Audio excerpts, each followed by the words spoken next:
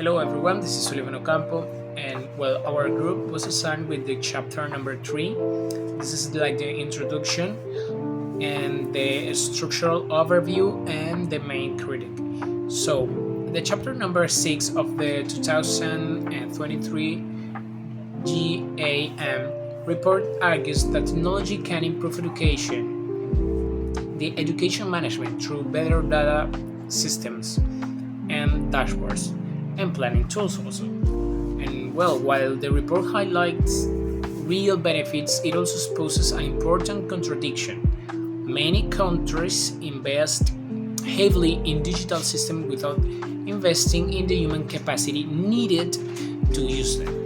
The chapter shows that data systems often fail not because the technology is flawed, but because there is limited training, low trust, and poor data quality. My critic, or our critic, is that the chapter acknowledges this gap but doesn't go far enough in challenging governments and international organizations that promote that large scale tech solutions without first strengthening basic administrative infrastructure. In a way, the report describes the problem, but it could be more forceful about the political and economic interest behind adopting technology too quickly. Hello everyone, my name is Maria Laura Salcedo Zapata. My classmates I have been assigned to analyze Chapter 6, Education Management. I will be presenting the sections on equality, inclusions, and the digital divide. One of the strongest points in this chapter is focus on inequalities, but I think it still underestimates how these inequalities go.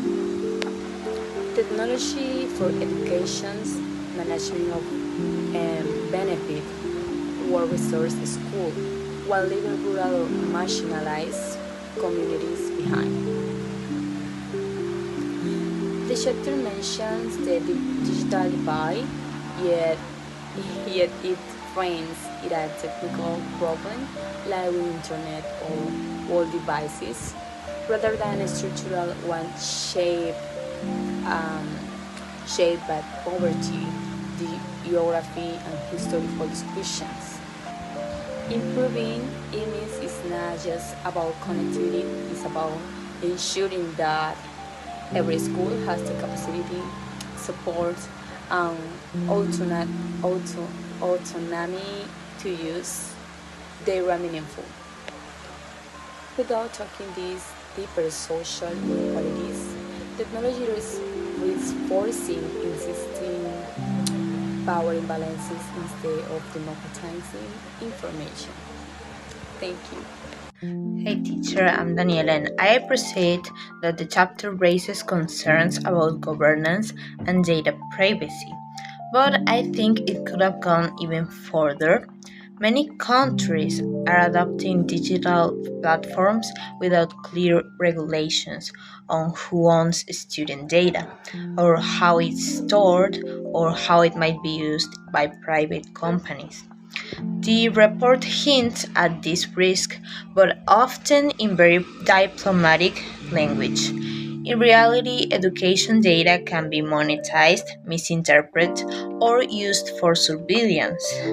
What we need, and what the chapter only partially addresses, is a global framework that prioritizes transparency, safeguards student rights, and prevents tech companies from shaping education policy according to their commercial interests.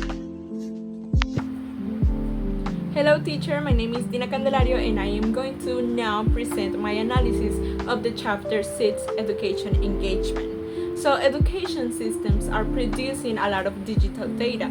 However, it is very difficult to actually use it for things like understanding what schools needs or how students are doing. This happens because of several reasons. First, there is a lack of skills in data understanding. We often undervalue simple things in technology, like basic infrastructure maintenance. Also, for the data dashboards to work, users, meaning teachers and parents, need some basic data understanding, and that is often a major problem.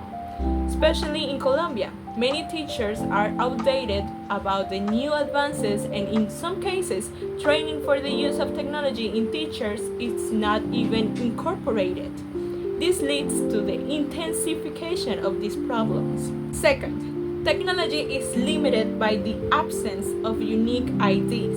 Now, this can sound like a new concept, but let's imagine that each student had a unique school ID, a number that identifies them throughout their entire educational journey.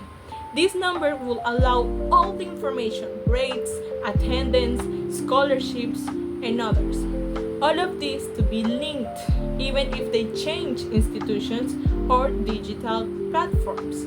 Now you may ask, why is this a problem? Well, the absence of this tool means that different information systems don't communicate with each other.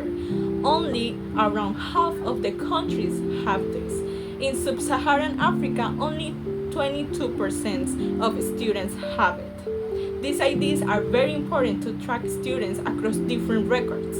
In Colombia, according to El Tiempo 2025, 1 in 2 students in Colombia does not finish high school due to economic problems, motherhood or fatherhood, covering household chores, or because they are forced to work. IDs will make it easier to identify students who need support, follow up on their situation, and if it is possible, to offer interventions before they leave the system completely. And finally, geospatial data, or GIS, which is a very strong tool for equity, but it is not being used enough when it is needed the most. It helps identify which children live too far from the nearest school. For example, in the United Republic of Tanzania, it is estimated that 41% of people live more than 3 kilometers away from a primary school. This tool could also be significant in the Colombian context. This could help make better decisions about where new schools should be built or where transport support is needed. At the end of the day, it's kind of ironic that education is supposed to drive progress, yet we're surrounded by data we don't really know how to use. We invest in technology expecting innovation, but if teachers, parents, and even governments aren't prepared to handle it, then that technology doesn't have the opportunity to make the changes we need. As teachers, we must commit ourselves to include it wisely and appropriately to generate improvement in our environment and teaching and learning process.